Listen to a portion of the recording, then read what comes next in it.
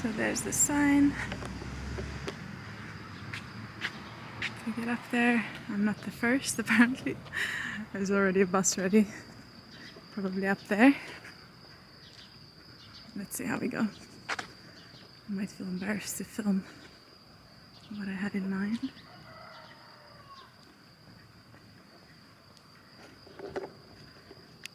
Okay, Kalimera, good morning. So I'm on my way up to Pythagoras Cave. I started at 6:30. I think I walked about 0.5 kilometers maybe. So I'm in this beautiful valley right now. It's very green, full of olives. And let me show you. It's somewhere up here. I hope I'll find it. There's two caves actually. So there's two caves. One cave was for where he lived. The second one was where he was teaching his disciples. And one peculiar thing among many that Pythagoras made his disciples do was to wear all white. So in honor of to follow that rule, I dressed all white today, heading to his cave and his lecture hall. He made many funny rules in his little sect, or cult actually, it was a cult. Mostly he's famous for being a mathematician, obviously, for Pythagoras' theorem. He's basically the first one that we know of who were doing proofs, mathematical proofs for the theorems. Even though the Egyptians, for example, already knew and used Pythagoras' triangle theorem. But yeah, he was also a musician, and I'll explain when I catch my breath a bit more better what the connection is between that, which I find really fascinating, really, and how he gets on to connect it to the whole universe. So he was also a metaphysician, amongst being many other things, philosopher. Yeah, beautiful little valley to walk through. Early in the morning, the air is still cool. It's beautiful big olive trees.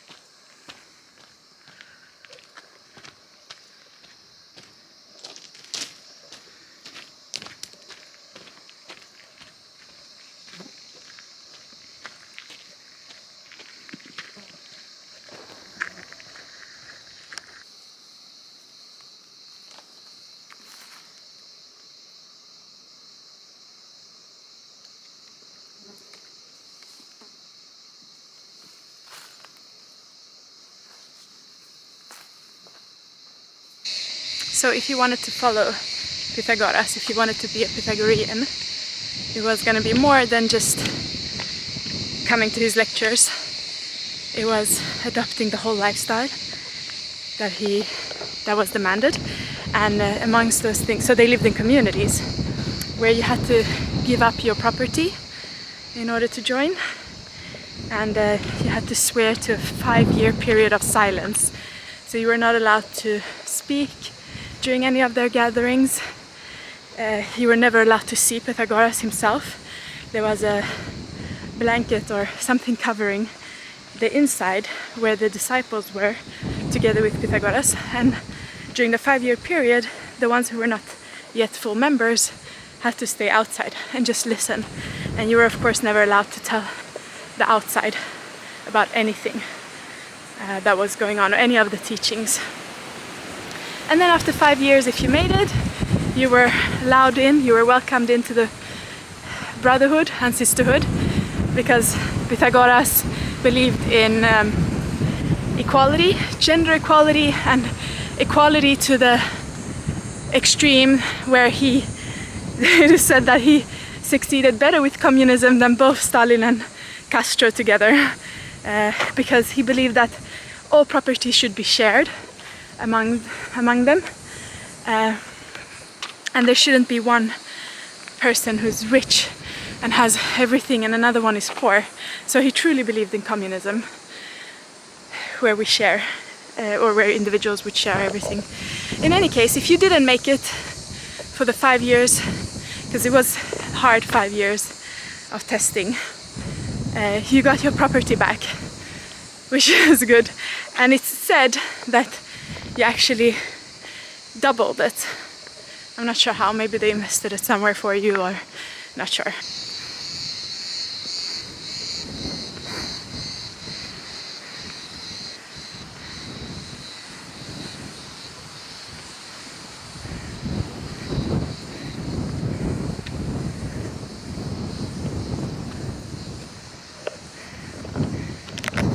So another rule, except for dressing white, the Pythagoreans had to follow a strict vegetarian diet, and they were not allowed to kill any living being. It was against the teachings of Pythagoras. And even though I myself is I'm a strict vegetarian, or vegan, as we call it today, I would still not be allowed into his group. I would still not be good enough, because beans were not allowed. In particular, fava beans. I heard before that it was kidney beans that he didn't like consuming, or that he didn't permit the consumption of. But I also heard that it was fava beans, and I had fava beans last night, so I don't think Pythagoras would like that. The reason was that they believed that the ancestors' souls were in the beans. They reincarnated into the corpse of the beans. And so therefore eating it would be like eating your ancestors.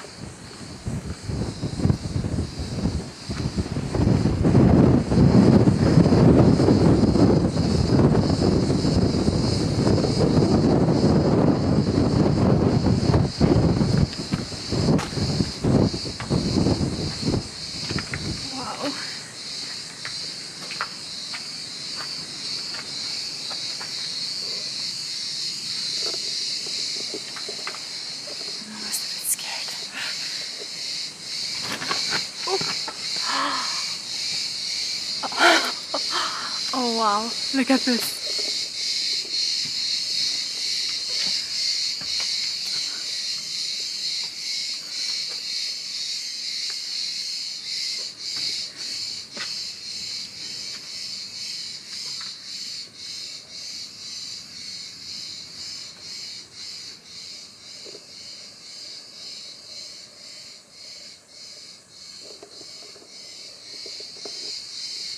This is really amazing. I'm almost a bit nervous and scared. Let's go inside. Hello? Oh wow.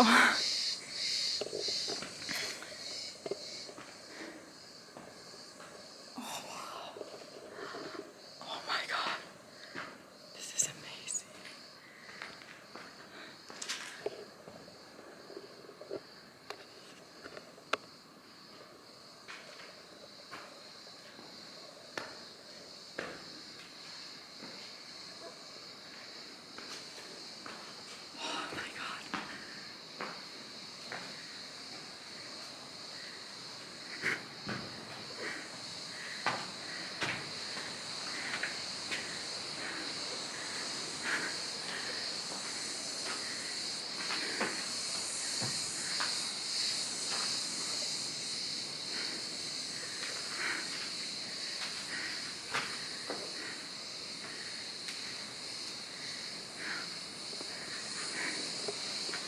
Wow. Wow.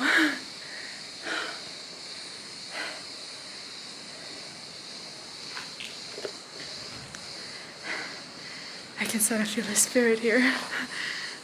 It's almost scary.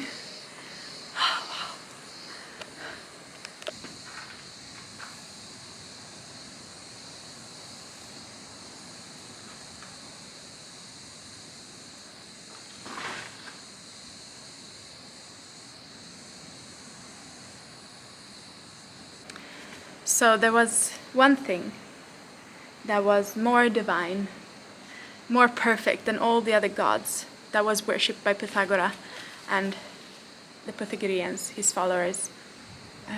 It was even more beautiful than Aphrodite, and it was the number 10. The number was considered to be so divine that it actually was the number or the one thing that generated gods and men. And all the numbers were holy for the Pythagoreans. And I imagine them sitting here talking about numerology and how the numbers made up the universe. It must have been magical and very spiritual. I can see why sitting here in this cave, that it was so strong. Now it ended quite badly for Pythagoras, who thought that the whole universe was made out of the integral numbers. But I won't tell that story here, both out of respect for Pythagoras and also maybe perhaps a bit of superstition, because of what happened to one of his followers, who discovered something that Pythagoras didn't want to hear about. But in the meantime, I'm gonna enjoy this cave.